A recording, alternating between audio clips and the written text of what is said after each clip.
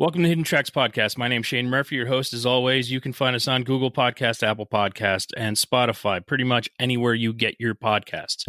If you like what you're hearing, please 5-star on us and write a little review of what you like, maybe what you don't like too. That's fine as well. You can find us at myhiddentracks.com. If you want to send us an email, it's myhiddentracks99@gmail.com, hiddentracks99 at Instagram, at myhiddentracks1 on Twitter, and Hidden Tracks on Facebook. So today I have Jason Nott from Beachwood Coyotes, great band out of LA, great rock band. Jason has had quite a journey into music, and we're going to get into that today. So without further ado, Jason, welcome to the podcast. Hey, Shane, thank you for having me. Really appreciate it. Well, we appreciate you coming on. We know we're still, after almost a year of doing this, we're still in weird times. And as an artist and a person, a musician, and someone who's releasing music, it's got to be twice as hard for you. So how are you handling this, and how's the band going right now? You know, we're still very much a band, but it doesn't really feel like it used to. We used to rehearse like 4 times a week.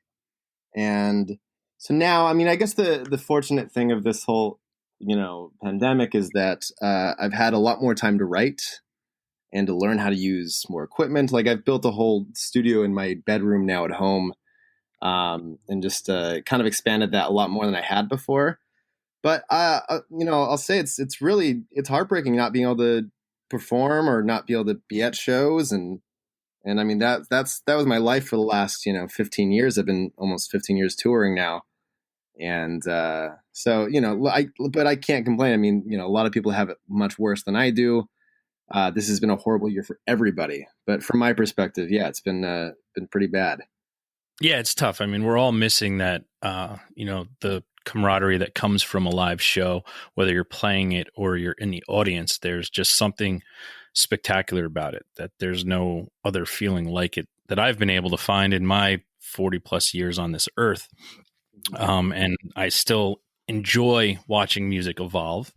And for you, I mean, you've evolved quite a bit, and Beachwood Coyotes is kind of extremely different from where you started. And I'd like to get into the big transformation that happened from, I'll be honest, you were in what I hate genre labeling, but I'll label it. You were in a punk band, basically.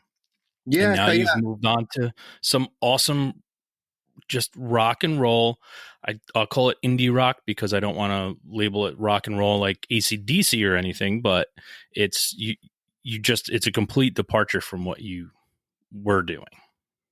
Absolutely. And by the way, I do like AC/DC a lot, but, everybody likes AC/DC. And if they say they don't, they're full of shit. I agree. It's funny. We, Beachwood, during our live shows, we used to do the riff from Thunderstruck. Like during our show, it would be like an intro into a song. So that's not so far off saying that we sound a little like AC/DC. Okay. But yeah, no, it was a huge departure. I think I was in this band Drive A for years when I was much younger. And I think at the time I loved playing fast punk rock music. I mean, it's still, I think, to me, some of the most exciting music to see live. And I still love that music. But by the time that band ended, I was 21 or 22 years old. And a lot of people are around their early 20s are still finding the genres that they like or what they like to create. And so I think that I just wanted something just significantly different than what I'd been doing. And so I started writing. I mean, some of my favorite bands are like Manchester Orchestra. And amazing. I had his protege on here, Brother Bird. So yeah, no, I listened to that episode actually after you emailed us, because I knew a little bit about them. But I started, I guess that was kind of what got me into writing a little more melodic stuff. I mean, I definitely listened to a lot more music than that, but I just wanted to try something severely different, I guess. So I did. Okay. And how did this come about? I mean, it's kind of a crazy story, and I'd like our listeners to to hear your crazy story about coming up with Beachwoods and how this all came about, because I think it's amazing and I want a lot of people to know it. So about your little trip, your journey through the hills. Yeah, I that was back in, I want to say it was 2012 or 13, something like that. But I was like probably around 1 or 2 a.m. I was tripping on acid with my friend Richie, and we were walking up Beachwood Canyon. I lived really close to there at the time, and we would just go on hikes all the time. It's kind of near the Hollywood sign. It's like relatively close to that, and so we would go up there, do these hikes. And one night we're up there, we're tripping on acid. I think it was my first time doing it, and we came across some coyotes. And look, they weren't really threatening, but you don't really want to be around coyotes, I think, at any point. No, yeah, I mean, not threatening. The way you were probably feeling inside your body, you didn't know they were threatening you. No, no, but we just knew, let's turn around. So we decided to turn around. We walked down. I remember we went to the 101 Cafe, which actually they just announced they're closing, which is really sad.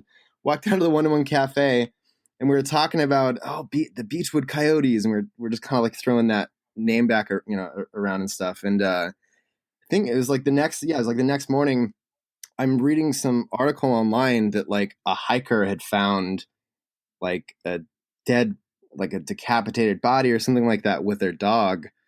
And it was like right around the area that we were hiking at, like kind of like pretty close. And the Mm-hmm. hikers found them like early in the morning. We were there like 3 or 4 in the morning, so it couldn't have been too long after we were there that person had found the body parts. So one might assume that that because of the coyotes, we didn't meet up with the people dumping the body parts or anything. So it Yeah, was a pretty gruesome story. It's crazy, but yeah, like yeah, that's pretty much how it happened. And so I thought, well, there's no way I can't turn that into a band name now, Beachwood Coyotes, especially with like the night we just had. And so yeah, it's pretty nutty how it all yeah. worked out. And how did all you guys come together? I the lineup now is different from when I started. I had 3 other guys in the band with me at the time. That was I had just a few friends around town, but now the lineup, 2 of the guys I met through Craigslist, and then one of the guys I just kind of knew from another band that would play around LA. So our drummer was through Craigslist. Our bassist, he was in another band at the time, and then our guitarist, Yan, or Yannick is his full name. He's actually from Montreal, and he moved out to LA like probably 5-6 years ago, and he just goes on Craigslist kind of looking for new opportunities and stumbled upon us. I had an ad up there, and he came in and auditioned, and he was just like amazing immediately. And so yeah, we took him on, and that's kind of how it all started. I mean, Craigslist really is it. Like that's Wow, it's amazing the different. I mean, when I grew up, it was a flyer in your local, guitar store or music store, and you call a number, and they didn't really tell you much what it was about, and you walk in, and it's a thrash metal band, and you're like, oh yeah, so I don't do this. So yeah. I guess now with social media and all these different sites you can look on it, it's got to be pretty awesome to be able to explain the story so someone knows before they even go. Yeah, no, definitely. And it's like, I think a person's not going to answer your ad unless they're really connecting with, let's assume you already have music out or something like that. Nowadays it's much easier to say, yes, I'm going to go hit up this band, or no, this isn't for me. But, when we were kids though, we would just meet people at school that like kind of, oh, this guy plays guitar sort of, and he likes Slayer, and I like Blink-182. This will work. And that's like usually how you got into doing things. But yeah, no, things have changed significantly, even in the time that I've been doing it too. Yeah, and I mean, we're in the age right now, and I've talked about this a lot, where it's, nowadays to release music, and you guys do it as well. It's, here's a new song we did, and you put it out. Whereas before it was, you know, he either had to cultivate that EP, and EPs back in the day were, it was a minimum of 4 and like a maximum of 8, and those were called EPs. But now in today's world and all social media, you put out a song, and then a couple months later you put out another song, and it's different. It's so different because the way the world works, we all pretty much get bored really fast for some reason. We all have ADD, and you kind of need to stay in people's lives and putting stuff out like that. I mean, from where you started to where you are, I mean, what is that a plan of yours to have to work around as a musician? It's I just had a conversation with somebody a couple of days ago. Someone that's he's a former A&R guy in the industry, and he's telling us how we need to start treating our releases like movie premieres, but Mm-hmm. not like, but you don't do like even albums anymore. It's rare. Like, unless you're a huge artist, you're not really putting out albums. It's like you need to do, he said, 8 to 10 singles a year, and everyone's got to feel like a premiere and this whole big deal and stuff. And I guess, in the last couple of years, we did start approaching things like that where, I think, we have to spend our own money doing this stuff. So when we're putting something out, we do want it to make it feel like it makes as much of a splash as possible. And so I think we've only been releasing singles. Like, we haven't put out an EP in about 4 years. We've just been doing singles for the last few years. And so every time we do try to make it seem, like a whole thing or a premiere or whatever you want to say it. But I don't see that changing anytime soon. It is a little disheartening that like music does feel kind of disposable nowadays. It It's does. It breaks my heart. Yeah, yeah. It's. I mean, I still listen to albums all the way through. I love doing that. I'm not. I mean, I like listening to singles. I like seeing kind of what is popular right now. I just for educational purposes more so. But I mean, I love listening to full albums. Like, that's what I grew up doing all my life. I still have every CD that I've ever bought. I still have every vinyl that I've ever bought. I really appreciate having just like a full experience. You know. Yeah, and it takes so much, and in today's world, like when you're an artist and you're putting together an entire album, that is, I mean, there's so much energy, there's so much passion, there's so much distress that goes into doing that, and it comes through when you get a full album, and you can hear the way that the album was presented and the maturation in the album itself. And when you hear a song, it's, for me as an old bloke, it's just it's hard for me. It's like, I got one song, but I want more. I don't want one song, I want more. And it's tough for me to really try to I really understand it, but at the same time, it's hard for me to really get into a band that I get one song every month. And it's a Mhm. little disheartening at times. And I'm sure for, someone who's toured a lot, such as yourself, and played shows and having a vast array of things to pull from, I'm sure you got to be a little, disheartened sometimes too when you do put your heart and soul into one song to put out and it may not get the reaction that you get. I mean, how do you compound that going into getting ready to release the next song when you're doing it song by song? You know what? I'll say it definitely influences. It might influence like the song that we choose to put out going forward or next. Or I mean, we'll get feedback every single time, whether we're getting feedback from people who listen to us, or we're getting feedback from a blog that we're pitching to that we would like to feature us or anything. And Mm-hmm. they'll say things like, we would have never thought about this part is too repetitive, or this doesn't have enough hooks. Or I think we got that in our last single that we put out, was like, I like the music, but there's just no hook here. And I'm like, what's like no matter what, you're not going to please everybody. And I guess that's the one thing you have to like realize as an artist, that going forward, you're not going to please everybody. You should just be happy with what you're doing. I mean, maybe take some of that criticism to try new things or try to work harder. I do believe, criticism is positive in some ways, but it's, I don't know. I think going forward, I do want to focus more on trying to string together something that could be maybe like if we're still going to release singles, we'll do like one single every month or something like that. But I'd like to try to record them around the same time if possible, so that they sound more cohesive. If that makes sense, so that Yeah. it's not Yeah. stuff stuff, and then maybe at the end of the year we put all those songs on a vinyl or something like that and sell it that way, or you know. Yeah, and you brought up a good point, and I think it's really hard too. And I mean, the music industry for so long, I mean, there's a lot more outlets now, so you can get strangers to hear your stuff. Before, when you had to come up with music, there was no other way to get it out there. You had to go to a label, or you had to go somewhere and have someone hear your music. And what sucks is it's usually one or two people are like, yeah, nah. And then nobody hears the artistry and something amazing that was out there. And then people just give up and quit when something could have been, someone could have been the next Beatles or the next Stones. But one or two people at a label were like, yeah, nah. But at least now today you can put it out. You can get it out on SoundCloud, Bandcamp, throw it on Spotify. Like, there's so many different ways to get it out there now. I think that's good. And in a lot of ways too, I think it's bad because a lot of shit has made it out there too that isn't really artistry.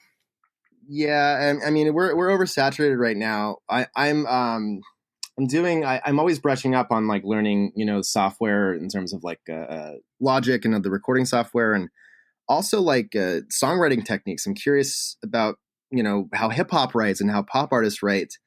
And there's this course I was taking, and it was the guy was talking about how you don't need to be a musician to be a writer anymore, and I'm like, I just don't agree with that. I think that there's just so much shit out there today because there are too many non-musicians that are trying to make it in some ways. And like I think in one way, yeah, it's good that I don't have to go through a label who are like the gatekeepers who are going to say yes or no, you get to put something out. But on the other hand, there is a lot of stuff. It's just it's oversaturated. So I will say this, I'm never going to stop. I'm going to keep going. Like, this is what I love to do, and it's not going to discourage me to stop writing music or to stop putting it out. But it does get hard sometimes. It's very competitive. I guess at the end of the day, you just need to be satisfied or happy with what you're doing, and hope that other and people are. if you put your effort and your heart into a song, I mean, that's yours. And again, you bring it up. There's so much, like, I go through on large deep dives and I pick every category on Bandcamp, and I'll just go on for hours. And I'm like, how did this person have the balls to even put this out? Like, this is the most disgusting thing I've ever heard. And it's like, okay, well, this is where we are now. And it's like, but I had to listen to it because I had to make sure it wasn't good so I could move on. Yeah. Yeah. So I guess. let's get a little bit into you, Jason. Now, this whole thing from Hidden Tracks predicates on the hidden track of your life, which is when you're a child and you hear something that musically that changes your life, where it's no longer Barney or Sesame Street or cartoon theme songs or sing-alongs or Nickelodeon stuff. It's actual music that something changed the way you thought and said, wow, I need to figure out more. Do you remember who, what, when, why, and how that happened for you? Well, I as much as I did watch Barney growing up, I always had music in the house, and specifically Billy Joel, I remember, was the first artist I got into that I like. I think must have been 4 or 5 years old, and when I was like, oh my, I love this. Like, I don't know what I said exactly, but it was the feeling I had. It was like, this, like, it changed me. My mom took me to see Billy Joel, I think when I was like 7 or 8 years old. Wow. And so I got into a lot of that stuff. Billy Joel, Elton John, and also the Beatles, and a lot of the classics. And I just remember being moved by, it was Billy Joel specifically though, really being moved by him. I think New York State of Mind was probably the first track that I remember really connecting with.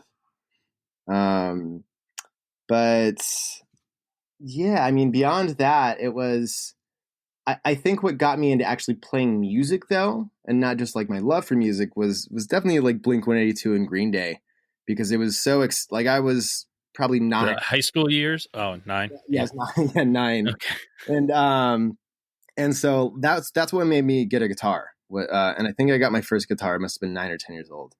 And so that they were just, it made music accessible. It was easy to play. It was melodic. It was We fast. talk about that. Yeah, we talk about that a lot here. At that time, that music was fantastic, and it did make it accessible, and it made people want to play. And I think we got so much good stuff out of something that was so simplistic. Totally. Yeah. I mean, I've always kind of grown up with like the mantra of like less is more. I mean, I love experimental, crazy, wild music, and I appreciate people who are talented enough to put together. You know, I love Radiohead and all these really weird bands and different stuff and orchestral music and all that. But I really, it comes down to like a song that makes me feel good or anything like that. And Green Day and Blink-182 just hit it on the head. I mean, they really perfected that for that time, especially in the late '90s or mid '90s. And Yeah, I mean, and Green Day too. Like, I mean, you go back and start mentioning some of these bands and like where they come from and how they sounded, and especially at a young age too. At that time, and for me, I grew up with Green Day as well, and Blink-182 was a little later, but it was that punk rock realm where you're young, you don't know what to think, you don't know anything, and it was just like you had so much aggression to get away from something, but it was aggression that you could sing along to, yeah. and it just made it, and that going back to that accessible, it made it accessible to so many different people. And I Mhm. talked about it the other day where I remember I found my ticket stub to a show that was Fugazi, Green Day, and Bad Religion in like 1992 for $7. And it's like, That's great. that's what I was, I was there, like, and that was accessible to me. And that was back in a day when no one really, you had to figure them out and find them. It was, before Dookie came out, which was their hit record that put them on the map. But it was like, wow, this is amazing, and I've never seen anything like this before. And it's very simple. And how are they doing this? They made something so simple sound so profound. Yeah, yeah, and I mean, I think for me with like Green Day, a lot of it is the aggression, but also Billy Joe's voice is so angelic. Like it's like so melodic, so angelic, and I mean, he was writing music for like kids that kind of felt like they didn't fit in, and that I think helped me a lot as well. I mean, I came to Green Day, later than a lot of people did, just because of my age, of course. I think I was like 3 or 4 years old when Dookie came out, and Hmm. so but I grew up. I kind of knew those songs though just from on the radio.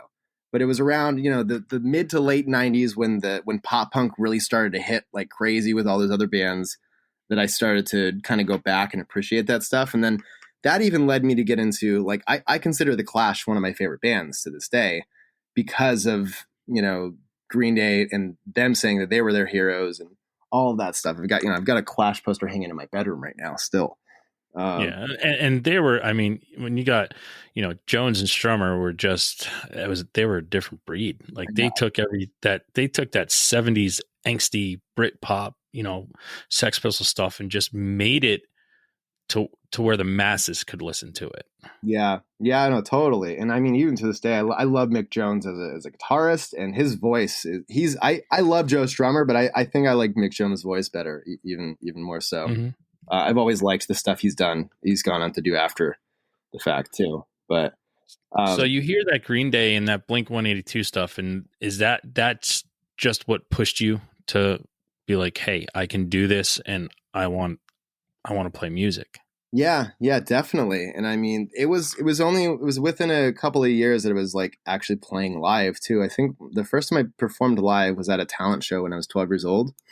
Um, we did a cover of "Smells Like Teen Spirit," and Okay. and so and it wasn't great. I've seen the VHS like in pretty recent years. I've seen it, and it was not great. But like that, just like the fact that me only being a year or two removed from getting a guitar that I could actually go up and play music in front of people meant that like those bands had a huge reach into getting kids into stuff because it was so accessible. But um, I think I've always just appreciated like punk rock in that way because it wasn't always about being the best. It was more about having the most heart, and I really connect with that. Yeah, and so if you're playing a talent show and you I mean, it's not a very long time before you're actually going out on the road and touring. I mean, how did you go from playing a talent show at 12 years old to progressing so quickly to being in something that was recordable? And how did you find that? I mean, was that just meeting people that played music and all of a sudden something stuck, or was it, did you search it out? After the talent show, I hooked up with a couple of friends at school and started a band called Mob Zero that I had for a couple of years. And fortunately, our the bassist and drummer of that band, their father was like a music manager and had been, for years, but not like, he was just kind of like actually, he was not a music manager. He managed our band, because I'll say he ran a graphic shop, but he was Okay. kind of like tied in somewhat in the industry, and kind of knew some folks growing up, and through that we met some people that liked the songs we were writing, and then eventually I met this producer. His name is Dennis Hill, and he actually plays guitar in the band Face to Face now. But Dennis was Quite possibly one of my favorite bands of all time. oh, cool. Yeah. No, they're great. He I Dennis. actually might have his autograph on my wall You from the might. last Yeah. time I saw them. Yeah. He's not, yeah. He's been in the band for years now. He's not one of the original members, but yeah. Dennis. I knew Dennis growing up, and he was working with this band, Drive A, and he said, "Yeah, they need a guitarist. Do you want to come in and play with them one day?" And I did, and then I guess the rest is history. I was touring within a month or so of like meeting that band, and that was when I was 15 or 16. So yeah, just a few years removed from that talent show.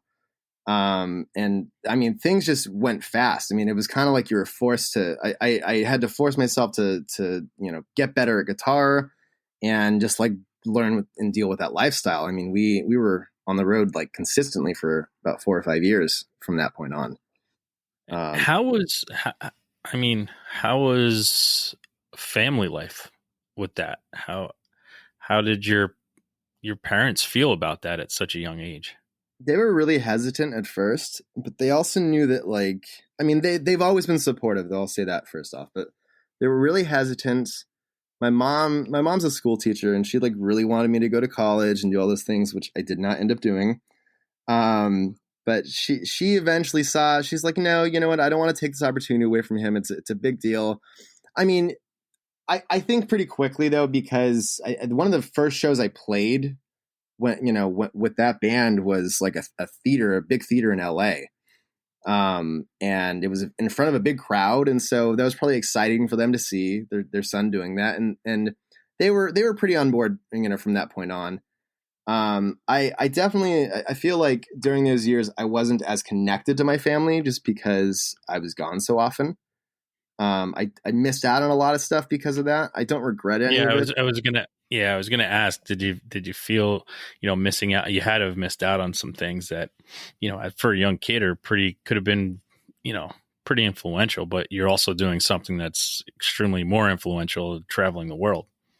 Yeah, I mean, I missed, except for Christmas, I missed pretty much every holiday for 4 or 5 years. I mean, even Thanksgiving, I missed. I missed all the major ones for years, and just a lot of big moments too. I had, I have step siblings that I couldn't go to their games or their big events that they were doing, and I don't know. I mean, now, I mean, to this day, my mom is like my best friend, and we'd speak every day, and definitely didn't hinder our relationship. But I, in hindsight, there's a lot that I didn't get to do. I would come back home from tour being 17 or 18 years old, and I'd lost a few more friends because they'd moved away, or we'd kind of drifted apart. And then eventually, when our college age happened, I lost most of my friends.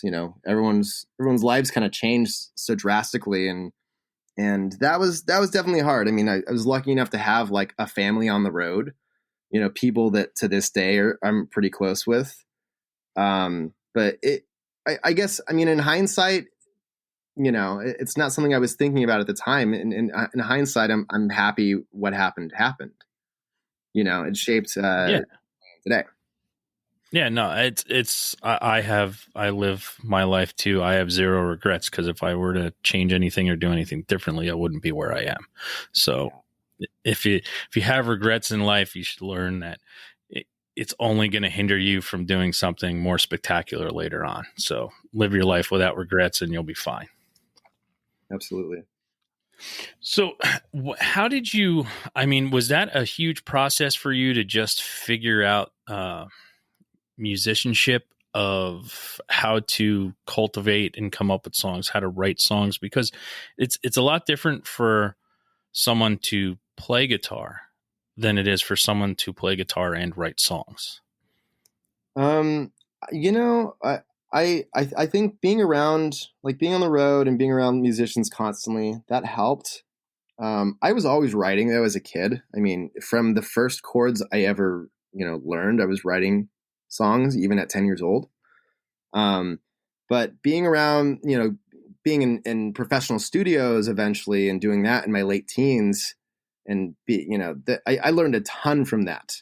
Um, and I think more than anything, I would, I learned from the producers we would work with, or even, the Drive A, the band I was in at the time, when I wasn't singing, I wasn't writing nearly as much. I learned a lot from our singer, who's a great writer too.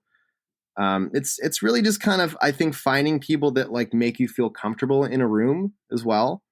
More than having the same influences, I think you need to be comfortable just like trying new things in front of somebody, if that makes sense, because it could be really nerve wracking, writing something and hoping it doesn't suck, you know? Oh yeah, I mean, you always have to in the back of your mind, and I think there's a lot of crumbled up songs that went in the garbage that, for some reason or another, somebody didn't think they were great. But you never know. It only takes one song. I mean, that's a Absolutely. big thing in music. It only takes one song, and you're going to be your own worst critic most of the time. It's just the Hmm. the way our brain is wired, and the way we, humans have a soul. And if you don't think it's touching your own soul and you just wrote it, you're going to be pretty critical of it. And that's why I say don't ever crumble them up and throw them in the garbage. Just put them aside, because you never know what could come from that. Yeah, it's funny you say that. Someone I was talking to pretty recently like heard a song that I had thrown away. I wrote it like almost 10 years ago, and he was like, "You're stupid. What are you doing? You need to like revive that." And literally today, I've been working on reviving this song that's like 10 years old because someone else told me that I Yeah. need to And, put it out. And you're right.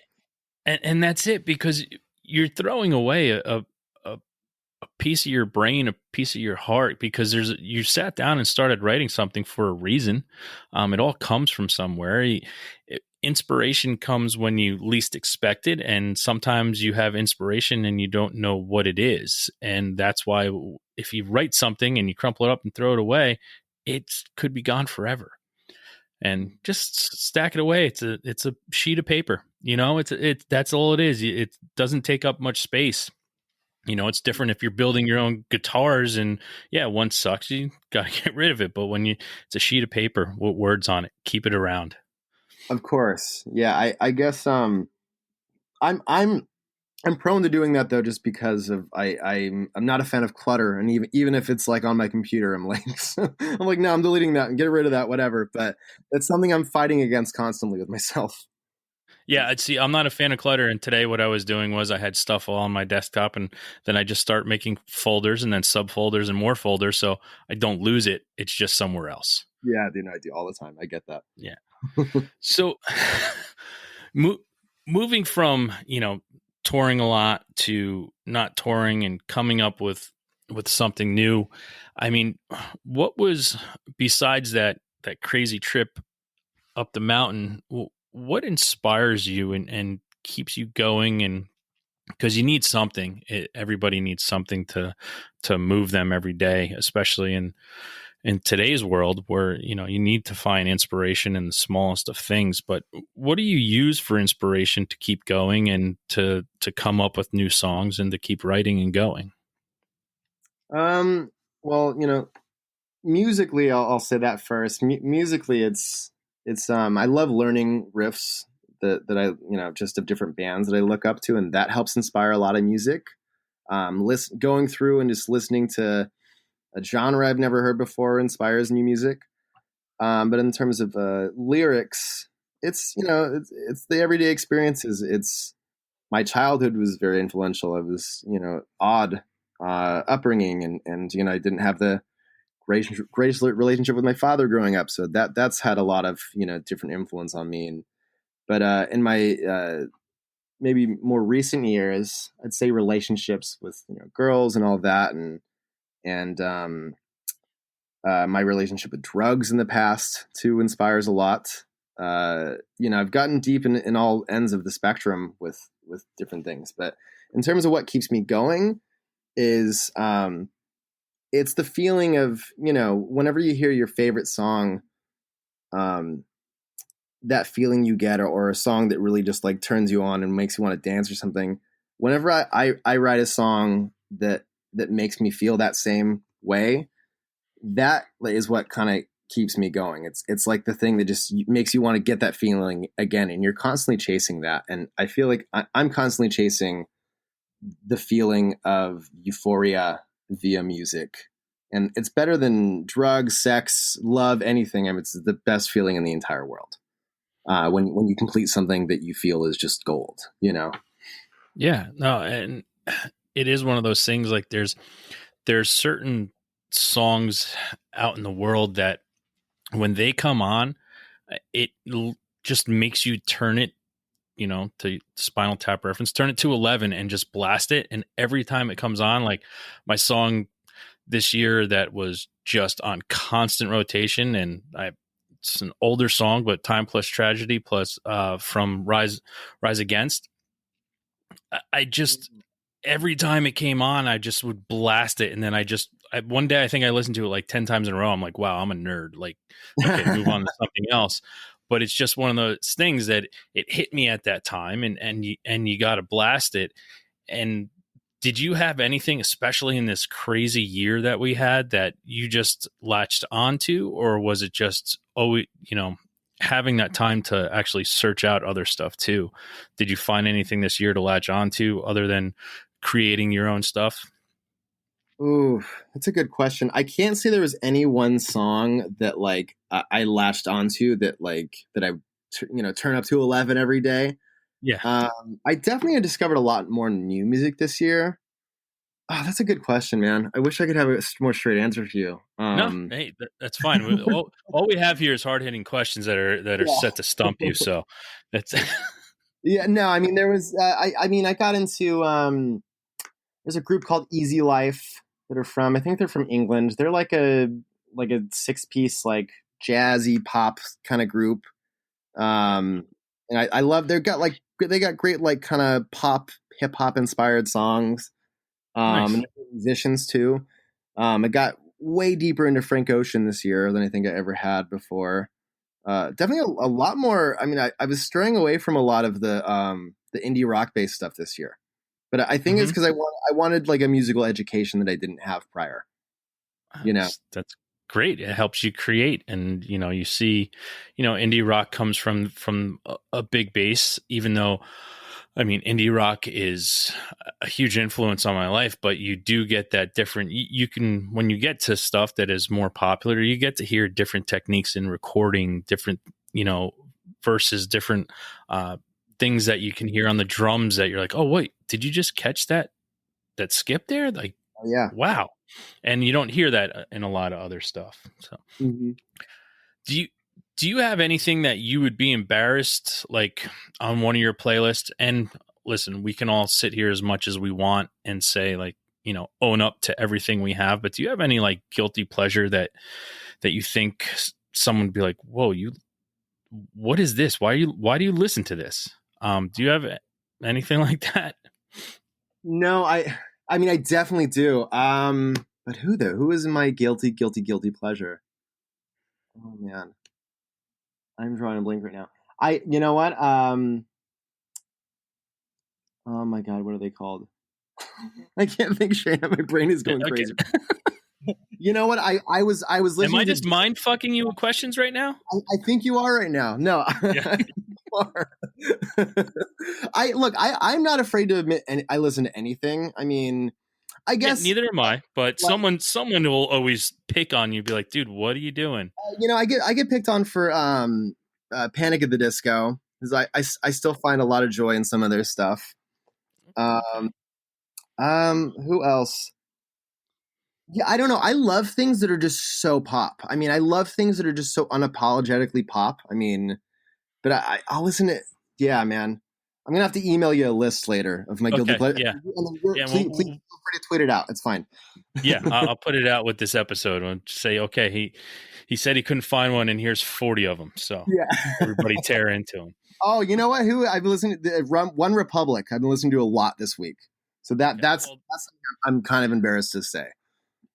all right. But All right. He's an awesome songwriter. he So, is. He I is. mean, all right. So where do you see? We're going to pull pandemic off the table. Okay. Where do you see? This is the quintessential interview question. Where do you see Beachwood Coyotes?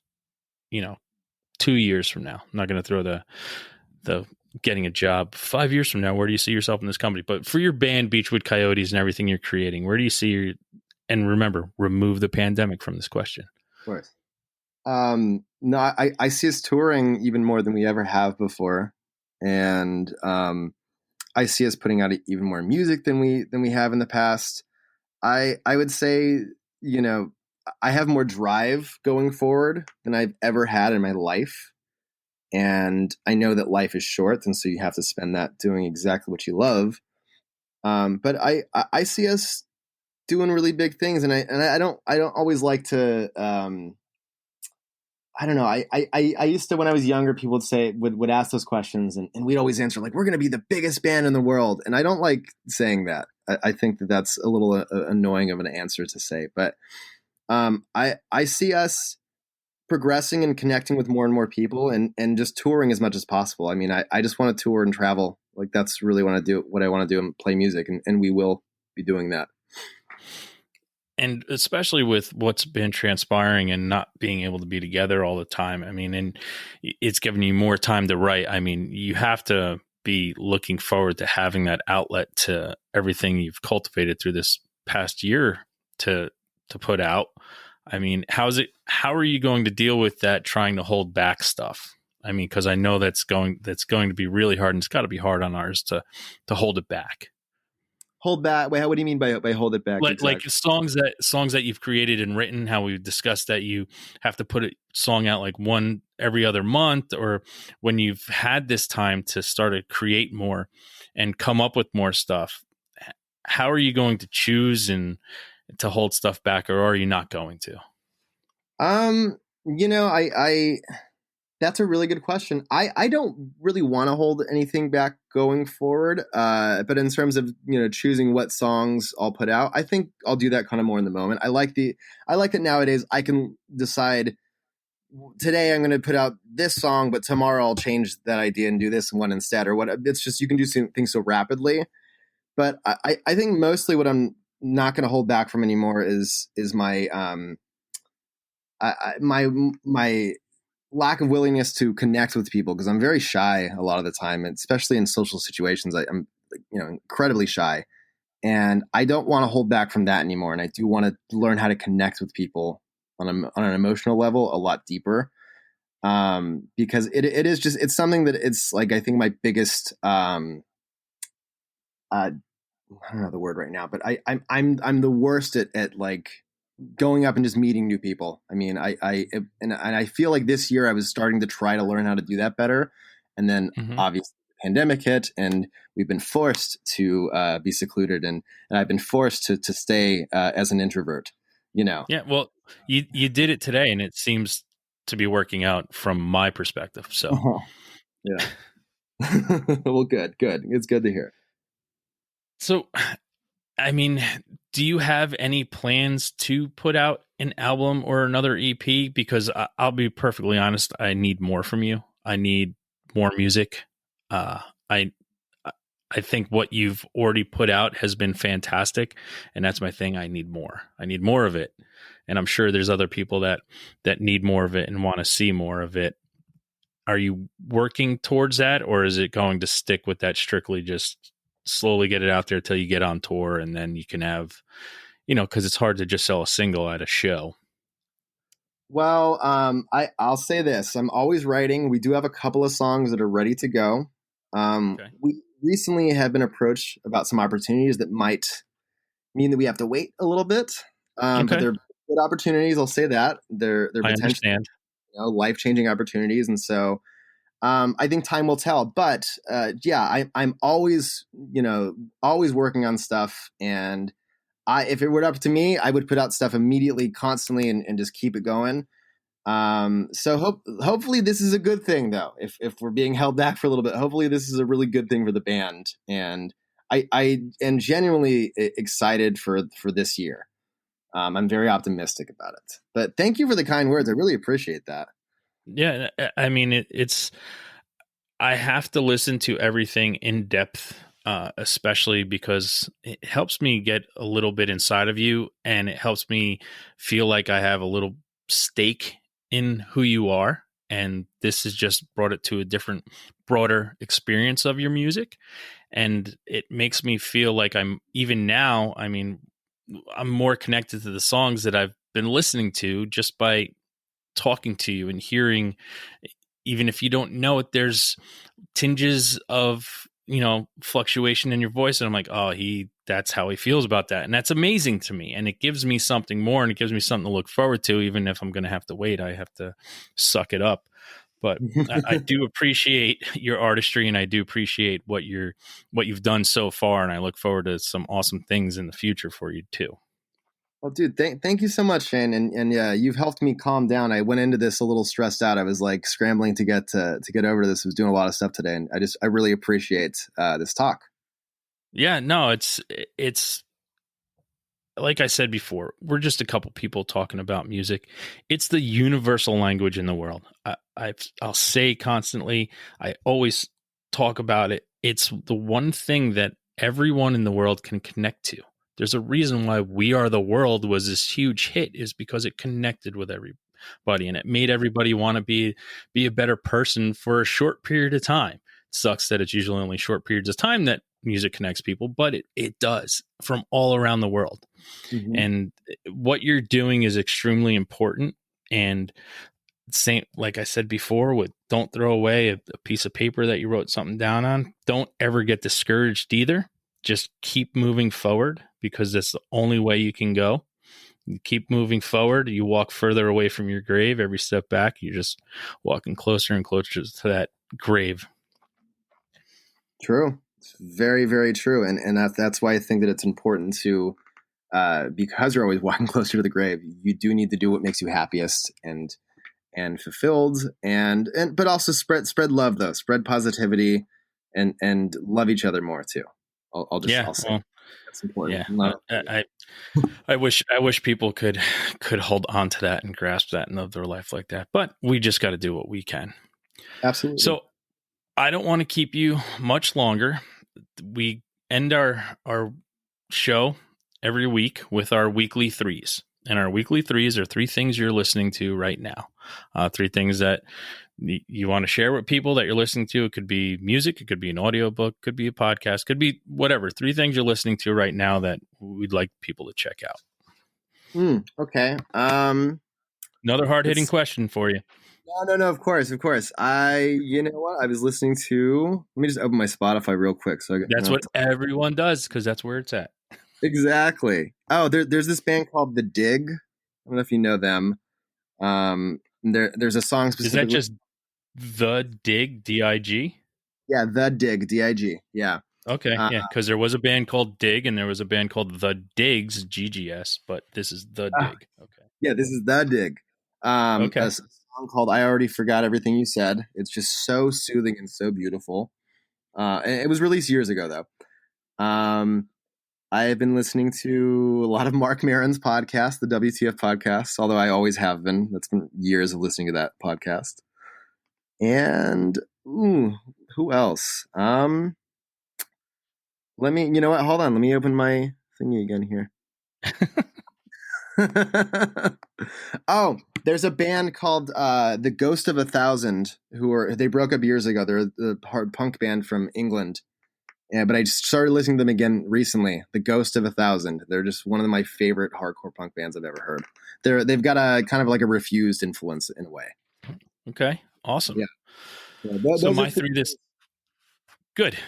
I have my three for this week. My three for this week are Fire in the Radio, an awesome Philly band, indie rock.